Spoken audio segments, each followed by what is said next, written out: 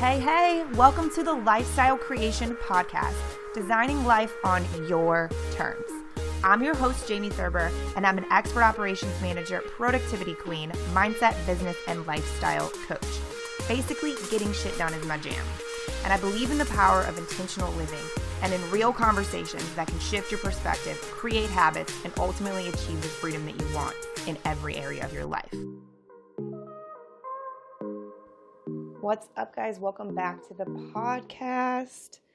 I am not at home in my normal recording space. I am actually recording from the inside of a 1875 factory building that was built in 1875 in a little small town in Connecticut. I'm literally looking out over the Connecticut River right now in this little cute kitchen. So basically this is a little Airbnb that they converted a couple of spaces within this into apartments, and the rest of it's like an event center during the on season. As I'm recording this, it is, the tail end of winter, so obviously not necessarily the time for outdoor weddings in Connecticut. So anyway, I am just really enjoying the vibe of this place. So I think that there's this strange thing about me that you guys might not know, but I have this, a couple things. I have a draw to history, like a huge draw to history. I also have this very country side of myself, and I also have this very, 50s housewife. So it's like I have all of these pieces of my personality, right? I think I may have mentioned the 50s housewife to you guys before. That's why I like certain magazines. That's why I like, cooking and doing decorating and doing my my garden and things like that. Taking care of people, like that stuff fits into that role for me. But the other thing is I just feel very connected with anything historic. So if you were to see pictures of here, it's not always, it's funny, I either choose the most luxurious space to stay, or I choose the very eclectic, cool, historic place to stay. And this was definitely the latter. So I got here last night, and it's cold. It's an old building. It doesn't have central heat in this apartment, so I have little heaters. Anyway, it's just definitely exactly what I needed. Part of my reason for being here is I'm hanging out or spending 2 days with my coach who lives nearby. We didn't get to do our in-person that we were owed last season in 21 just because of what was going on with travel and all that good stuff. So we're going to spend 2 days together, and part of my mission in my head was that I was going to pack in a small duffel bag for this 4-day trip, and that was all I was going to bring. And I was determined to just pack this small duffel bag for my carry-on, and then have my book bag, which I always have my book bag when I travel. It's just easier, to carry it all that way. Chronic back pain and shoulder injuries, book bag's a whole lot better than any other kind of satchel or, arm bag or purse or anything like that for me. But anyway, that's my jam. So I definitely made it work. Everything fit just fine into both items, but it was just really funny because the night before, I didn't sleep super well, and I was just sitting there thinking in my head about how heavy my book bag was, and I was like, it was just super hilarious. But I was like, well, that's fucking stupid, Jamie. Why don't you move all of this into your regular carry-on suitcase that's on wheels, and then your book bag will be pounds lighter. Because my books, I always bring a book and a journal and a few things, the overflow from the little duffel bag went into my book bag, and I was like, this is silly. So it was I was trying to prove a point, right, to myself that I was going to be this super simplistic person and not take my regular size carry-on luggage. And then I was thinking, okay, just because you're taking your carry-on luggage doesn't mean you have to pack it to the freaking brim where you can barely zip it like you normally do, right? So it's just really funny. And I think that's kind of what this episode's about to be about, is just some interesting realizations that I'm going to share with you, even from just the past few days, that my hope always is with storytelling specifically that, everybody grabs a nugget, and there's something in that will just, hit just right with you and maybe offer a perspective shift, maybe offer, comfort, something, right? So the thing that I think is really cool is every once in a while I feel like I have, one of our episodes that's not super planned and doesn't have a very specific, title. Like I don't know what I'm going to title this, and I probably won't know until I'm finished completely and like I'm writing the stuff that goes along with it. And I like that sometimes. I hope that you guys enjoy that as well. So again, sitting here in very cold Connecticut, and in Missouri, it was starting to become feel a lot like spring in most of the days. And so I got here and I'm like, crap, it's cold again. But it's beautiful. And back to that love of old things, I came to Connecticut for the first time last February, before COVID really happened or was a nationwide thing. I came here with a friend to meet, and that's when I actually met my coach. We had been connected online for a long time, but a friend of mine had purchased a session with her, and then it turned out to be a group. It turned out being both of us, and anyway, that part is history, but it was the first time I'd really been to this part of the country. I'd spent some time with a client in New Jersey before, but very brief, not in the suburbs of New Jersey, right? So it's not like I really saw a lot. I did go to the shore one day and that kind of stuff, but I feel like that part of the country doesn't have the same feel as it does here. It feels very colonial here. It feels very just deep roots. And there's parts of my body and of my soul that are like, yes, yes, yes, yes. And so when I was here in February with Samantha, we did some serious exploring. We went to, where did we go? We drove around and we went to different parts of Connecticut. We went to Rhode Island and went to a harbor. We just had so much fun. It was so cool. And so it was nice to get back here and get in a rental car and drive, just because it's very different. So anyway, long story short, I'm super grateful to be here and I'm to be staying in such an old, cool building.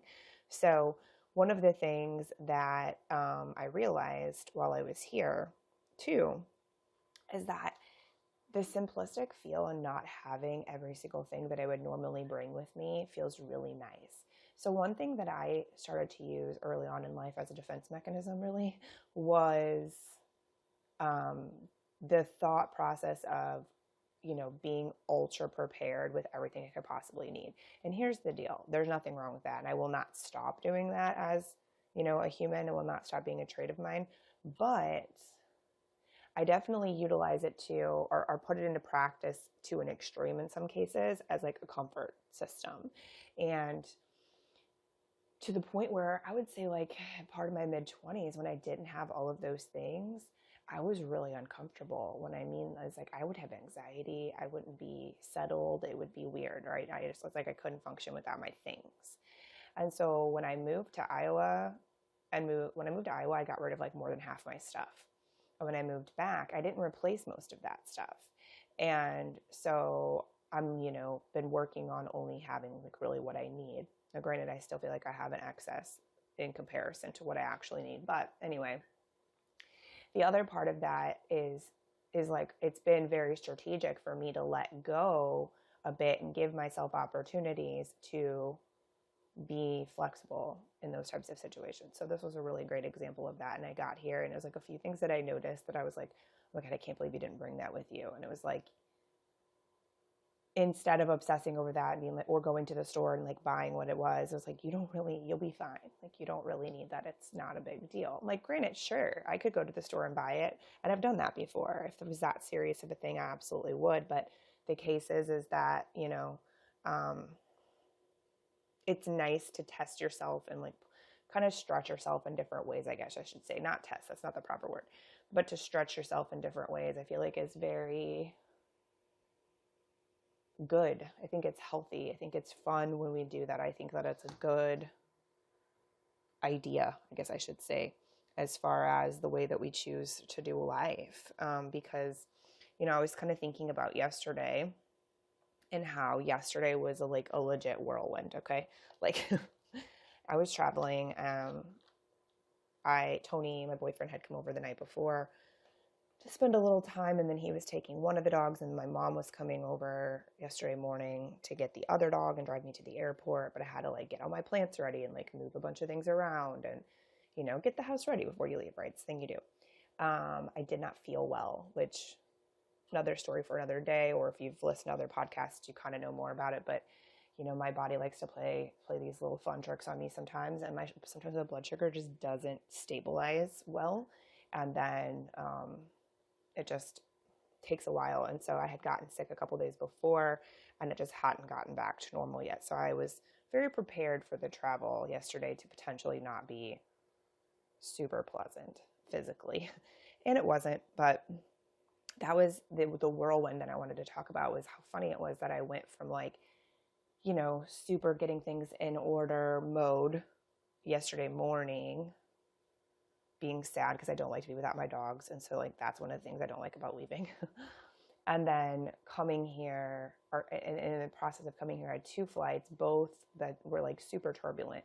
And when turbulence happens for me, like I don't get scared, but my body doesn't enjoy, like there's something in my body that reacts to that, but also reacts to the dissension. Like when we're getting ready to land, I get really hot. My body does not enjoy it. I'm not scared. So it's very weird. But anyway, it's also just kind of a miserable feeling, quite honestly.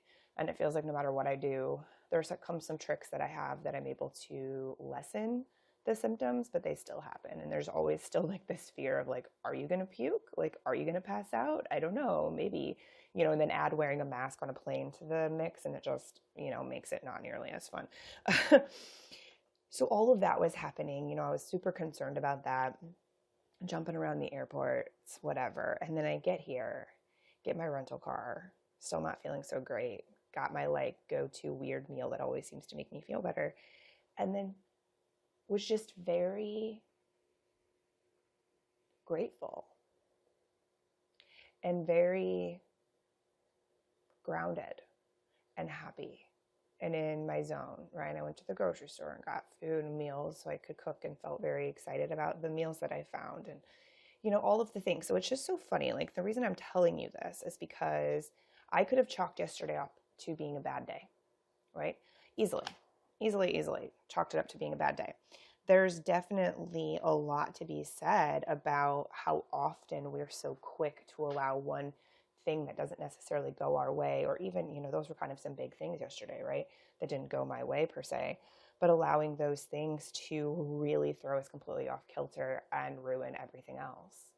And I think that it's important to have, share stories like this, and to remind you that, it's all a matter of perspective. It's all a matter of choice. Like, was there a time in my life that would have allowed, really shitty travel time and feeling yucky to have ruined the rest of the day and night? Absolutely. That was a thing for sure. But I don't want to feel that way anymore long term. So if I'm able to like shut it down quickly or do what I need to do to shift it, I'm going to, So that's really the thought process for me, is the ability to recognize that like I'm not going to choose that. And the reason I wanted to share it was because that's not even a conscious decision for me anymore. It's just a way of being at this point. Like I don't stay in the muck very long if I can, it's like I've created a process within me just by doing all of the things we talk about all the time on all of these podcast episodes. By making those things ways of life, this stuff starts to just flow naturally.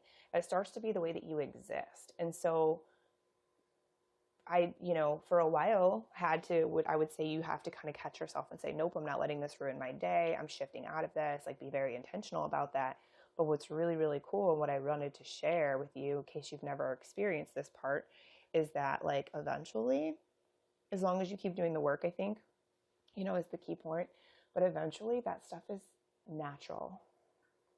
Like it starts happening naturally. And I think that that's really fucking beautiful, in my personal opinion, and definitely worth to share. And I think that maybe the overall message of that is don't forget to live. Don't forget to live in whatever that looks like. I don't know, maybe I'm the only one. You guys can tell me if I'm crazy or not, but hopefully this resonates with you.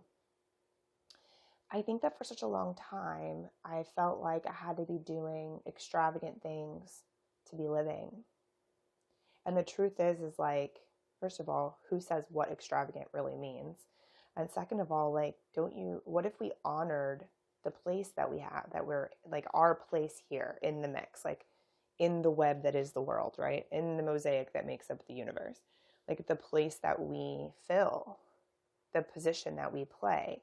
What if we started honoring that and recognizing how those things that we seem to think are so small per se are actually so big?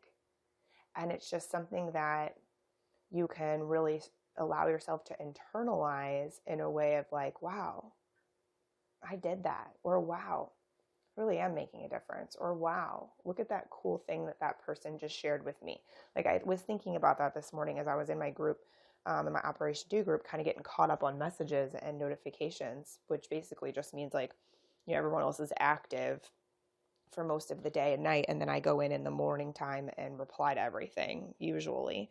I would love to reply a little bit more frequently, but I don't always have the opportunity, so I do it in the mornings. And there was just a couple of different shares about like, I watched this video that you put in and this happened and I was able to use this for this and now I feel this much better and blah, blah, blah. Or I implemented these 4 things into my social media marketing and now I'm reaching double the people and I've made this many sales. Like, those are fucking cool things. When someone shares something like that with you, or they're like, hey, that thing that you told me about, I did that and it worked. Like, that sort of stuff, I think that we have to realize, like, those things may feel small, but they're really big. Like, that's really big. It's a big deal. And we should really begin to honor those pieces of the puzzle that we hold and that we play and that we contribute is probably the best word for it, that we contribute. So that was really my message to you today, really is, don't forget to live. And that doesn't need to, and it needs to be like, doesn't need to be some big, planned out production. Just live and pay attention, be mindful, and honor all of the goodness and all of the things that you bring to the table and how it contributes to the best, of other people and the best of yourself and your family and the world as a whole. I think that that's a really cool thing to remember. And I feel like it's very nourishing and very encouraging for us to remember that. So that's my message for you today. So it's going to be a super short episode, you guys, but that's it. That's what I wanted to say. So I hope wherever you are that you're doing well. Do yourself a favor and step outside or go to a quiet place for a minute and take a big deep breath or 3 and let yourself just remember that you're present and that you're here and to come back into your body, because it always, always, always, always helps. Until next time, friends. And if you liked the episode, please share this with somebody who you think would benefit from the message. I always appreciate that so, so much. And if you have not subscribed yet, please make sure that you do that on wherever it is that you listen to episodes, and they will notify you when there's a new one, and which is bi-weekly. If you guys didn't know the schedule, it's every 2 weeks. And then if you feel so inclined to be more supportive to support in a different way, I should say, of the podcast, there's a link below in the show notes for monetizing a bit of that support. And if you wanted to go over to iTunes and leave us a review, that's another great way to step up that support game. And we appreciate everything that you do, even if you just tune in and listen. That in itself is a huge, huge give. And I'm eternally grateful. Have a great day, guys.